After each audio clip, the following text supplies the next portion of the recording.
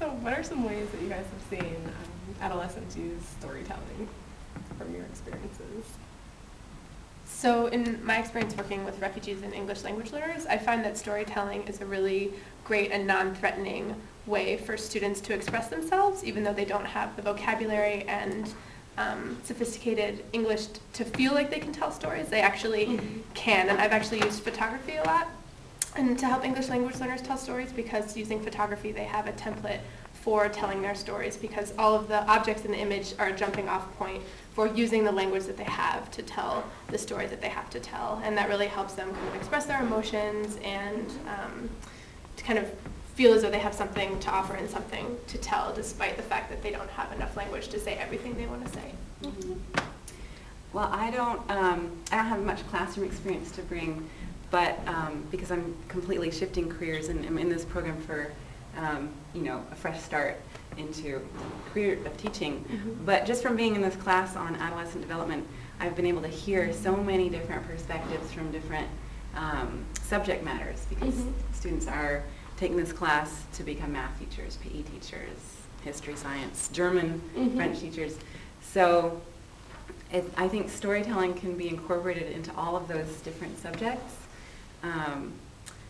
So we brainstormed in class about, for example, students are using Facebook or Twitter or MySpace or text messaging, or all of these different ways to tell the stories, or to kind of compile the emotions, feelings, experiences that they're having in their lives. And there are so many ways that a teacher can kind of use all of that to bring in storytelling into the classroom, just being creative. Those are great ideas. Can you guys talk about some of the things that the class came up with in terms of ways that storytelling can be used in the classroom? The class came up with some really good ideas. There are some great ones. Yeah. So Facebook, Twitter, kind of all those digital media, comic books, traditional narratives, photography, and then autobiographies, tattoos, and then rap songs, or what's it called? Dancing, turf dancing. That was a good one.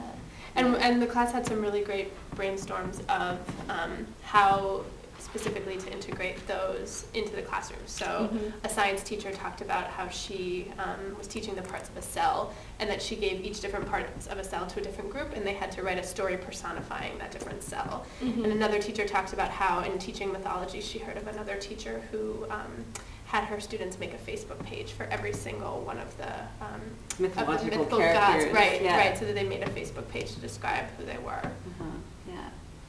Those are some great examples really of storytelling. So appreciate and it. it's nice too that I think students get, you were saying that students get kind of overwhelmed by the idea of having to write a story, or having to, or even read a story.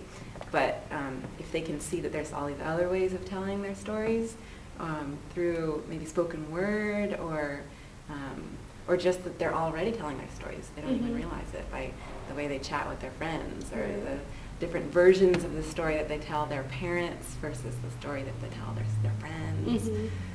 So, yeah. Great.